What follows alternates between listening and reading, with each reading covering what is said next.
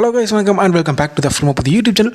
ஒரு நல்லவனுக்கு எதிராக இந்த உலகமே எதிராக நின்று உன்னை முடிக்காமல் விட மாட்டேன் அப்படின்னு சொல்லி ஒரு கங்கணம் கட்டிட்டு சுற்றினாலும் அந்த நல்லவன் கூட கடவுள்னு ஒருத்தர் இருந்தாலே போதுங்க, அத்தனை பேர் இந்த நிலவை அடித்து துவம்சம் பண்ணிடுவான்.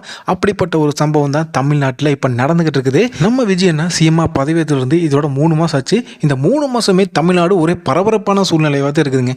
எப்போ பார்த்தாலும் விஜய் விஜய் அப்படின்ற டாக்ஸ் தான் எல்லா நியூஸ் சேனலையும் சரி, எல்லா சேனல்லையுமே விஜய் அவர்களை பற்றி தான் பேசிகிட்டு இருக்காங்க. யூடியூப்பை திறந்தாலும் நம்ம விஜய் சார் தான். பொதுவாக நம்ம இந்தியாவில் ஒரு இன்சிடென்ட் பற்றி பரபரப்பாக பேசிட்டு இருக்காங்க அப்படின்னா அதோட ஆயுட்காலமே 3 ஒரு 6 நாள் வரைக்கும் தான். இப்போ ரீசெண்டாக அந்த நீட் பேப்பர் இஷ்யூ பார்த்தீங்கன்னா டெய்லி தான் பேசுகிறாங்க. ஆனால் பரபரப்பாக பேசுனது பார்த்தீங்கன்னா ஒரு 3 நாள்லேருந்து 4 நாள் வரைக்கும் தான் பேசிட்டு இருந்தாங்க. ஆனால் நம்ம சிஎம் விஜய் அவர்கள் பற்றி பார்த்தீங்கன்னா தமிழ்நாட்டில் 6 மாதம் இல்லைங்க, 2 வருஷமாக ஒரு கட்சி தொடங்கிலிருந்தே பரபரப்பாக தான் பேசிட்டு இருக்காங்க. இந்த திமுக காரணங்களும் என்டிக தொம்பிகளும் ஏடிஎம்கே காரணங்களும் பார்த்தீங்கன்னா விஜய் பற்றி ஒரு சின்ன நெகட்டிவான ஒரு விஷயம் கிடைச்சிட்றாதீங்கடா, போட்டு அடிங்கடா அப்படின்னு சொல்லிட்டு அவனுக்கு மனசுக்குள்ள இருக்க வன்மத்தை பூராமே அப்படி இறக்கிட்டு இருக்கானுங்க. இப்போ ரீசெண்டாக அந்த நீட் இஷ்யூலுமே கூட பார்த்தீங்கன்னா விஜய் விஜய், காவிரி இஷ்யூவில் விஜய் விஜய்.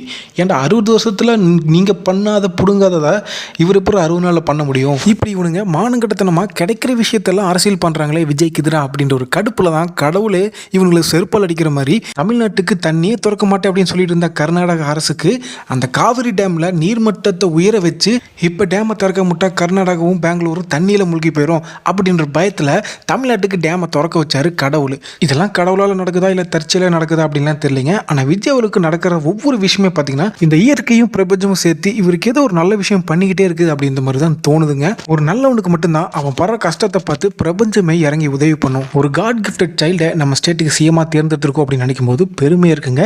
நேற்றுக்கு நம்ம சிஎம் விஜய் அவர்களை பார்க்கறதுக்கு ஜப்பான்லேருந்து தீவிர விஜய் ரசிகர் ஒருத்தர் பார்த்தீங்கன்னா அவங்க அம்மா கூட நம்ம இந்தியாவுக்கு வந்திருக்காங்க. இப்படி ஒருத்தவங்க வந்திருக்காங்க அப்படின்னு நம்ம புஷியானந்த் அவர்களுக்கு தெரிஞ்சு பணியில் இருக்க டிவிக்கு ஆஃபீஸ்க்கு வர வச்சு அவங்களுக்கு உரிய மரியாதையும் நல்ல ஃபுட்டும் கொடுத்து, அதுக்கப்புறம் இது சாட்டர்டே இல்லையா, விஜய் சார் எப்படியுமே வீட்டில் தான் இருப்பார், தலைமைச் செயலகத்தில் இருக்க மாட்டார். அதனால கொஞ்ச நேரம் கழிச்சு விஜய் சாரோட பர்மிஷன் கேட்டு அவரோட வீட்டுக்கு இந்த ஜப்பான் ரசிகையை கூட்டிட்டு போயிட்டு விஜய் சாரை மீட் பண்ண வச்சிருக்காங்க.